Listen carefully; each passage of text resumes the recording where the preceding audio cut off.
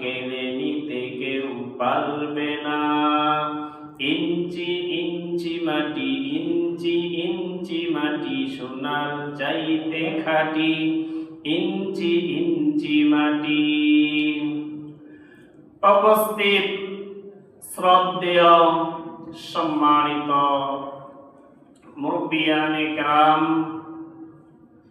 সমবেত কলিজার টুকরা প্রাণ প্রিয় মুসলিয়ানে কেরাম, আল্লাহ রাব্বুল আলামিন পবিত্র জুমার দিবসে আল্লাহ তাআলা আমাদেরকে আল্লাহ তাআলার ঘরে আগে আগে এসে উপস্থিত হওয়ার তৌফিক দান করেছেন। এজন্য শুকরিয়া জ্ঞাপন করে বলি আলহামদুলিল্লাহ।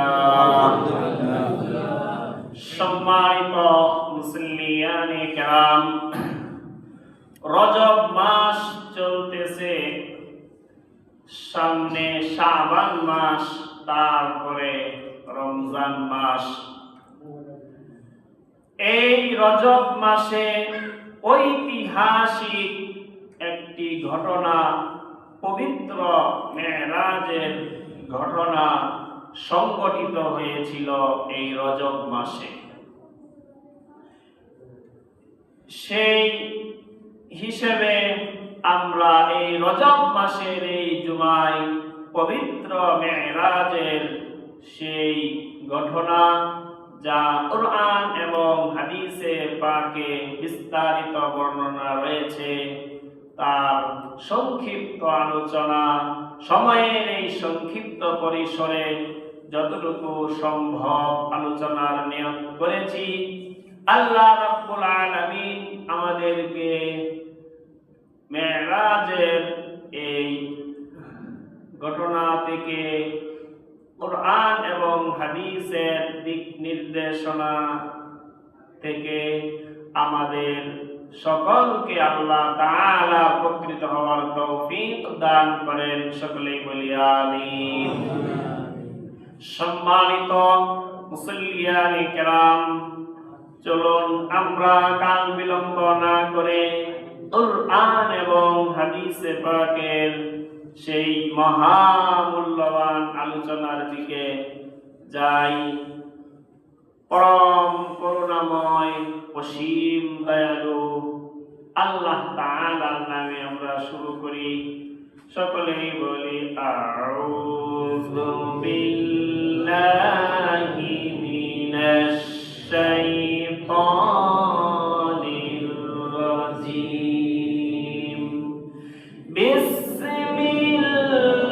বিসমিল্লাহির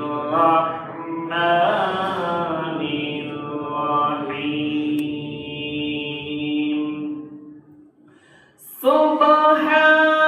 সুবহানাল্লাযী আসরা বি'আবদিহি লাইলাম মিনাল মাসজিদিল হারামি ইলাল মাসজিদিল আকসা আল্লাযী বারাকনা হাওলাহু লিনুরিয়াহু মিন আয়াতিনা ইন্নাহু হুয়াস সামিউল বাসীর।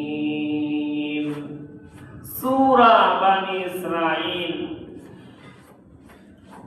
15 নম্বর পারার এই সূরাটিতে মেরাজের আলোচনা আল্লাহ তাআলা করেছেন।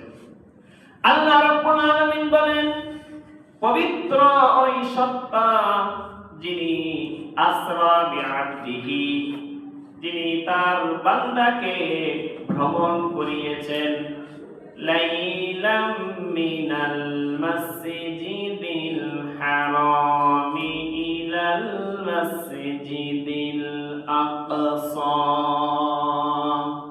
আকসা মসজিদে আকসা বাইতুল মুকদ্দাসকে বলা হয়। আল্লাহ রাব্বুল আলামিন বলেন, রাত্রের একটা অংশে মসজিদে হারাম মক্কার বাইতুল্লাহ থেকে মসজিদে আকসা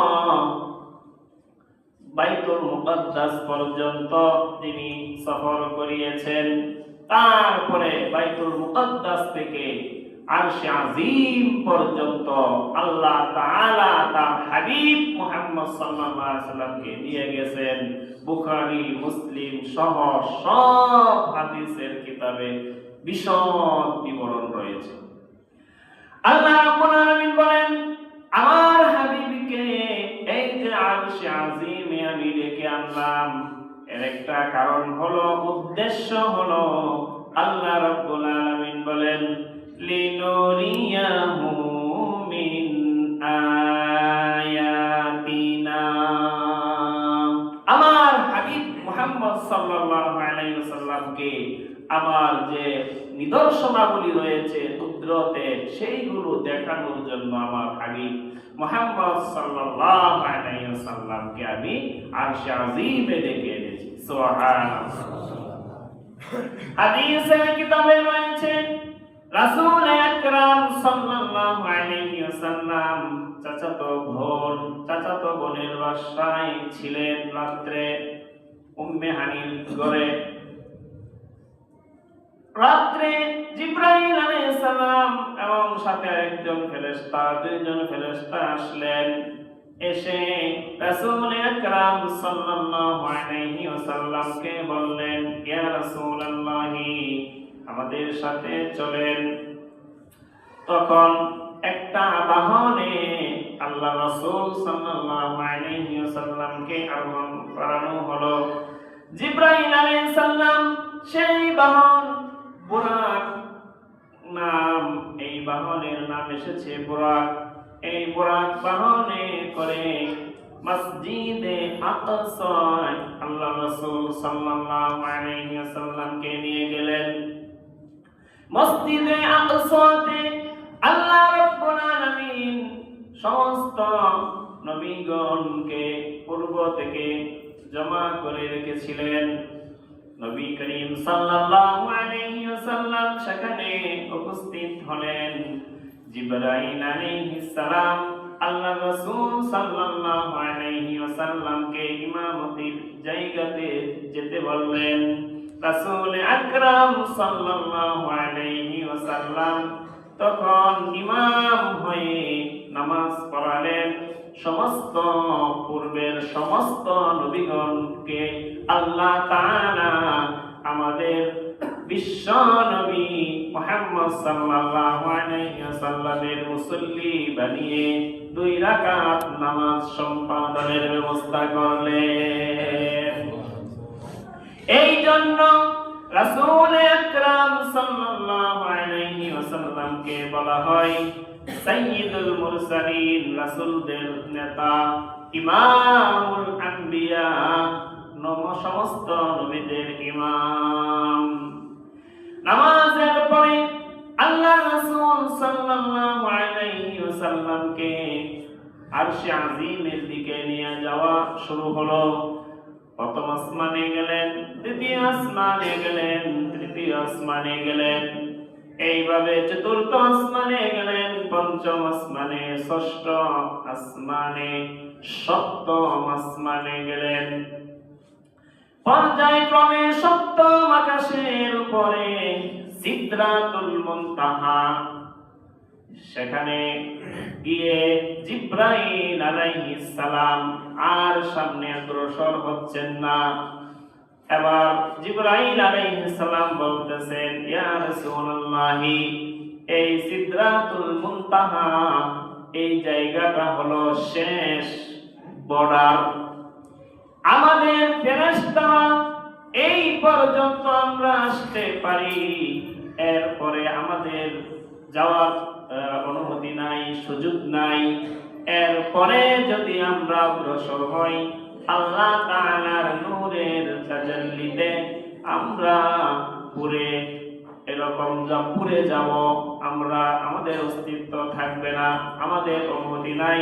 এখান থেকে আপনি একা একা যেতে হবে, আমাদের ফেরেশতাদের যাওয়ার অনুমতি নাই। রাসূল আকরাম সাল্লাল্লাহু আলাইহি ওয়াসাল্লাম সেই সিদরাতুল মুনতাহা থেকে আরশে আজিমের দিকে অগ্রসর হলেন। আরশে আজিমে আল্লাহ তাআলা তার হাবিব বন্ধু মুহাম্মদ সাল্লাল্লাহু আলাইহি ওয়াসাল্লামকে নিয়ে গেলেন। সুবহানাল্লাহ।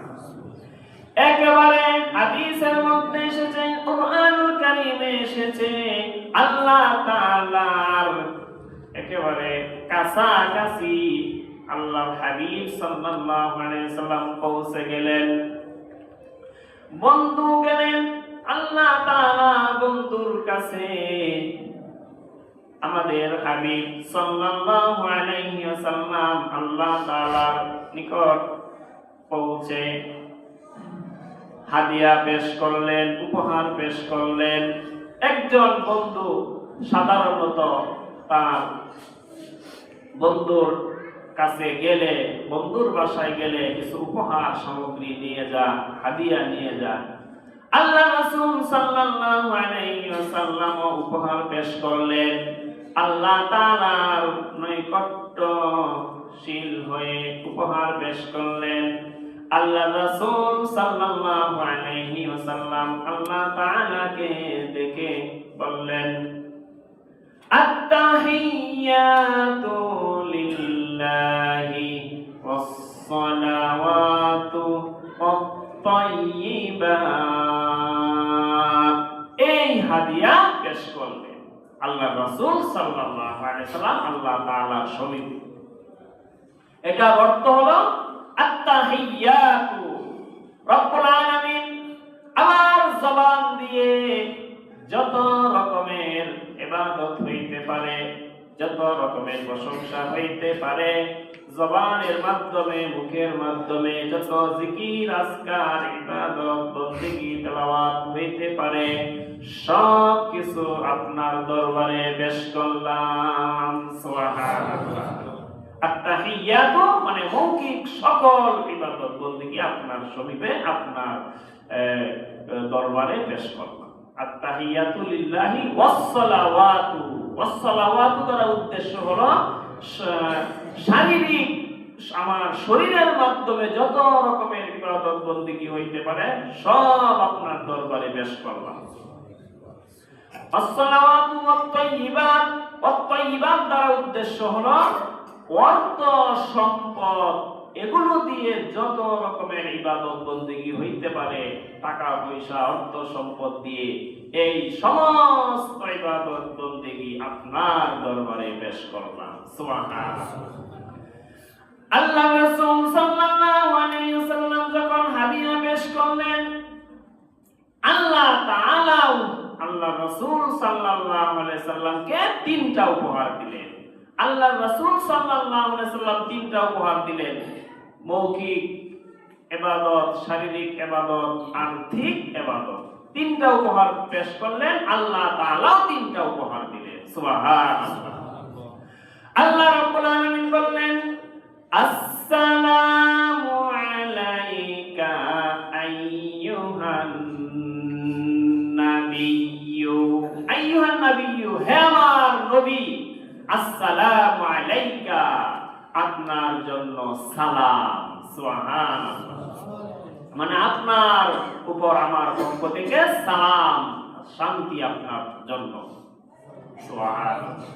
দ্বিতীয়, রাহমাতুল্লাহ, এবং রহমত, আমার পক্ষ থেকে আপনার জন্য রহমত। ওয়া বারাকাতুহু, আমার পক্ষ থেকে আপনার জন্য বরকত, আপনার উপর বরকত বর্ষিত হোক। আল্লাহ তাআলা তিনটা উপহার দিলেন, সালাম, রহমত, বরকত। আল্লাহ রাসূল সাল্লাল্লাহু আলাইহি ওয়াসাল্লাম তখনও পরম প্রিয় বন্ধু আল্লাহ তাআলার সান্নিধ্যেও আল্লাহর হাবিব সাল্লাল্লাহু আলাইহি ওয়াসাল্লাম উম্মতের কথা এক মুহূর্তের জন্য ভুলে যায় নাই।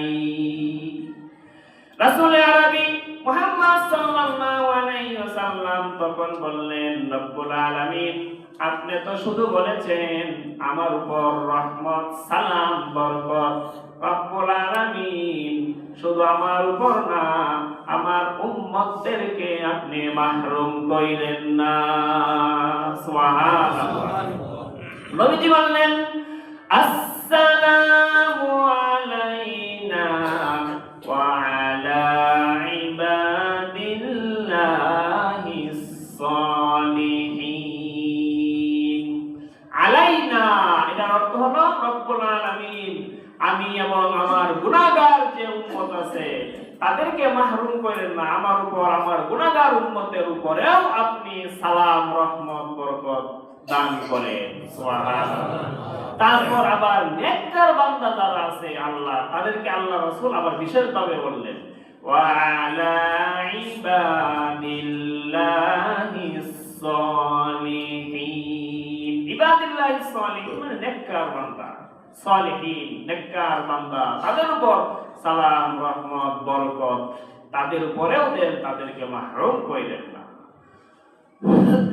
আল্লাহ রাসূল সাল্লাল্লাহু আলাইহি ওয়াসাল্লাম এরকম একটা মুহূর্তেও উম্মতের কথা বলেন নাই, একটা মুহূর্তের জন্য উম্মতের কথা আল্লাহ রাসূল দুনিয়াতে আখিরাতে বলবেন না। সুবহানাল্লাহ। ফেরেশতারা যখন দেখতেছে আল্লাহ রাব্বুল আলামিন আল্লাহ রাসূল সাল্লাল্লাহু আলাইহি সাল্লামের এই সমস্ত কথোপকথন ফেরেশতারা দেখে তারা আনন্দে উৎফুল্ল হয়ে ফেরেশতারাও সকলে তখন বলে উঠল আশহাদু আল্লা ইলাহা ইল্লাল্লাহু ওয়া আশহাদু আন্না মুহাম্মাদান আবদুহু ওয়া রাসূলুহু। ফেরেশতারা এই কথা বলবো, এটার অর্থ হলো ফেরেশতারা বলতেছে যে আমি সাক্ষ্য দিতেছি আল্লাহ তাআলা ছাড়া কোনো মাবুদ নাই, মুহাম্মদ সাল্লাল্লাহু আলাইহি সাল্লাম আল্লাহর বান্দা এবং আল্লাহর রাসূল। ফেরেশতারা এই বাক্য বলবে। এই যে ফেরেশতাদের কথোপকথন আল্লাহ তাআলা আল্লাহর রাসূল সাল্লাল্লাহু আলাইহি সাল্লামের কথোপকথন এইগুলো আল্লাহ রাব্বুল আলামিনের সাথে হয়েছে ফেরেশতাদের আল্লাহ রাসূল সাল্লাল্লাহু আলাইহি সাল্লামের, কিন্তু উম্মত তো এরকম সশরীরে আর মেরাজ হবে না। উম্মতের মেরাজ হইল নামাজ সালাত। এই জন্য নামাজের ভিতরে সালাতের ভিতরে এই কথোপকথন গুলো শরীয়তে ওয়াজিব করে দেওয়া হয়েছে। আমাদের জন্য সালাত নামাজেই মেরাজ। আল্লাহ রাসূল সাল্লাল্লাহু আলাইহি ওয়াসাল্লাম বলেছেন ইমানদারদের জন্য এরকম নামাজ মেরাজ। মেরাজের মধ্যে যেভাবে কথোপকথন হয়েছে আল্লাহ রাসূল সাল্লাল্লাহু আলাইহি ওয়াসাল্লাম আল্লাহ তাআলার সাথে, নামাজের ভিতরেও এইরকম বান্দা আল্লাহ তাআলার সাথে কথোপকথন হয়। সুবহানাল্লাহ। হাদিসের মধ্যে এসেছে বান্দা যখন নামাজে দাঁড়িয়ে বলে আলহামদুলিল্লাহি রাব্বিল আলামিন আর রাহমানির রহিম মালিকি ইয়াউমিদ্দিন। এগুলোর অর্থ হলো আলহামদুলিল্লাহ, আলহামদু সমস্ত প্রশংসা লিল্লাহ আল্লাহ তাআলার জন্য, রাব্বিল আলামিন যিনি বিশ্বজাহানের প্রতিপালক সেই আল্লাহ তাআলার জন্য সমস্ত প্রশংসা। এগুলো যখন আমরা বলি আল্লাহ তাআলা সাথে সাথে জবাব দেন হামিদানি আবদি। আমরা বলি আলহামদুলিল্লাহ রাব্বিল আলামিন, আল্লাহ তাআলা বলেন হামিদানি আবদি, আমার বান্দা আমার প্রশংসা করতেছে। সুবহানাল্লাহ। এই জন্য সূরা ফাতিহা প্রত্যেকটা আয়াত একটা আয়াত করে দম ছাড়া, একটা আয়াত করে দম ছাড়া, এটাও একটা সুন্নত তরিকা। কারণ একটা আয়াত আমরা বলি আল্লাহ তাআলা জবাব দেন, আরেকটা আয়াত করি আল্লাহ তাআলা আবার জবাব দেন। এই জন্য থেমে থেমে পড়া সূরা ফাতিহাকে সুন্নত। যাই হোক মোহতারাম হাজিরিন, নামাজ হলো ঈমানদারদের মুমিনদের মেরাজ। আল্লাহ তাআলার হাবিব সাল্লাল্লাহু আলাইহি ওয়াসাল্লাম আল্লাহ তাআলার সাথে সাক্ষাৎ করেছেন। চলে আসার সময় উম্মতের তাআত উম্মতের মেরাজের জন্য এই নামাজ দিয়েছেন। 50 ওয়াক্ত নামাজ দিয়েছিলেন। পরবর্তীতে 5 ওয়াক্তের মধ্যে সে স্থির হয়েছে। 5 ওয়াক্ত নামাজ আল্লাহ রাসূল সাল্লাল্লাহু আলাইহি ওয়াসাল্লাম নিয়ে আসলেন, দুনিয়াতে চলে আসলেন। ফজরের নামাজের পরে আল্লাহ রাসূল সাল্লাল্লাহু আলাইহি ওয়াসাল্লাম বাইতুল্লাহর পাশে দাঁড়িয়ে বললেন, আমার উম্মতেরা, হে মক্কাবাসী শোনো, আজকের এই রাত্রের একটা অংশের মধ্যে আমি সিরিয়া গিয়েছি। সিরিয়া থেকে আরশে আজিমে আমি গিয়ে এসেছি আল্লাহ তাআলার সাথে সাক্ষাৎ করে। সুবহানাল্লাহ। এই কথা বলার পরে রাসূল আরবি সাল্লাল্লাহু আলাইহি ওয়াসাল্লাম যখন ঘোষণা দিলেন, বললেন, তখন মক্কার কাফেররা এরকম ভাবে মজা পুরাইতে লাগলো। তারা বলতে লাগলো, এটা কি সম্ভব নাকি? সিরিয়া বাইতুল মুকাদ্দাস কত দূর, কয়েক সপ্তাহের রাস্তা, সেখানে আবার আরশে আজিম এক রাত্রে আবার অল্প সময়ে কিভাবে সম্ভব? তারা কাফেররা আল্লাহ রাসূল সাল্লাল্লাহু আলাইহি ওয়াসাল্লামকে তখন অবান্তর প্রশ্ন করতে আরম্ভ করল। কিতাবের মধ্যে এসেছে, আবু জেহেল বলল, হে মুহাম্মদ সাল্লাল্লাহু আলাইহি ওয়াসাল্লাম, বাইতুল মুকাদ্দাস গিয়েছেন আপনি, তাহলে বলেন বাইতুল মুকাদ্দাসের কয়টি দরজা, কয়টি জানালা, কয়টি সিঁড়ি, এগুলো বলেন। আল্লাহ রাসূল সাল্লাল্লাহু আলাইহি ওয়াসাল্লাম গেছেন, কিন্তু এইগুলো তো আর গনে আসেন নাই। আমরা অনেকেই এই মসজিদে আমরা নামাজ পড়ি প্রত্যেক জুমা। একজন মুসল্লিকে যদি জিজ্ঞাসা করা হয়, এই আজাদ কমপ্লেক্স বাইতুস সালাম জামে মসজিদে কয়টা জানালা আছে, বলেন, বলা কি সম্ভব হবে? অনেকে কিন্তু পারবেন না, যারা বলছে তারা তো বলতে পারবে, কিন্তু প্রত্যেক সপ্তাহ আসা হচ্ছে, কিন্তু বলা মুশকিল। আল্লাহ রাসূল সাল্লাল্লাহু আলাইহি ওয়াসাল্লাম বাইতুল মুকাদ্দাস গেছেন। এরকম প্রশ্ন করা যখন আরম্ভ করলো, আল্লাহ তাআলা ওহীর মাধ্যমে জানিয়ে দিলেন, আমার বন্ধু, আমার হাবিব, বিচলিত হবেন না, আপনার সামনে বাইতুল মুকাদ্দাস আমি পেশ করার ব্যবস্থা করতেছি। সুবহানাল্লাহ। জিবরাইল আলাইহিস সালাম তিনি বাইতুল মুকাদ্দাসটা তুলে এনে নবীজির চোখের সামনে উপস্থাপন করে দিলেন। আল্লাহর রাসূল সাল্লাল্লাহু আলাইহি ওয়াসাল্লাম দেখে দেখে সব বলে দিলেন। সুবহানাল্লাহ। এবং আল্লাহর রাসূল সাল্লাল্লাহু আলাইহি ওয়াসাল্লাম বললেন, আমি যখন আসতেছিলাম তোমাদের অমুক যে ব্যবসায়ী কাফেলা সিরিয়া গিয়েছিল, অমুক জায়গায় তাদেরকে দেখেছি। নবীজির যে বাহন, এটা তো সিরিয়া থেকে মক্কা একটা বাহনের করে এসেছেন, ঘোড়া, এটা গতি ছিল যত দূর চক্ষু দৃষ্টি যাইতো সেখানে গিয়া এক কদম পড়তো, এরকম দ্রুত গতি সম্পন্ন। তখন আল্লাহ রাসূল সাল্লাল্লাহু আলাইহি ওয়াসাল্লাম বললেন যে আমি আসার সময় তোমাদের অমুক ব্যবসায়ী কাফেররা অমুক জায়গায় দেখেছি, এবং সেখানে আমি বুরাক থেকে নেমে তাদের যে মশক ছিল পানি, সেখান থেকে আমি পানি পান করেছি। সুবহানাল্লাহ। পানি অল্প ছিল, সেটা আমি পুরাটাই পান করেছি। এবং অমুক কাফেলার সাথে অমুক জায়গায় দেখা হয়েছে, আমার বুরাকের যে শব্দ, এই শব্দে তাদের একটা বাহন এরকম ভাবে লাফাতে লাফাতে মৃত্যুবরণ করেছে এই বুরাকের শব্দে। তারপর এই তাদের এই কাফেলাগুলো তোমাদের 2-3 দিন পর অমুক দিন এসে তোমাদের কাছে পৌঁছাবে, নবীজি এগুলো বললেন। পরে দেখা গেছে ওই দিনেই এই কাফেলাগুলো এসে মক্কায় পৌঁছেছে। সুবহানাল্লাহ। এবং আবু জাহেলরা জিজ্ঞাসা করলো, হে ব্যবসায়িক কাফেলা, তোমাদের উট কি এরকম মারা গিয়েছিল? তারা বলল, হ্যাঁ, একটা শব্দ তো আমাদের উট মারা গিয়েছিল। এবং বলতেছে, তোমাদের মশকে কি পানি ছিল না, এরকম পেয়েছো?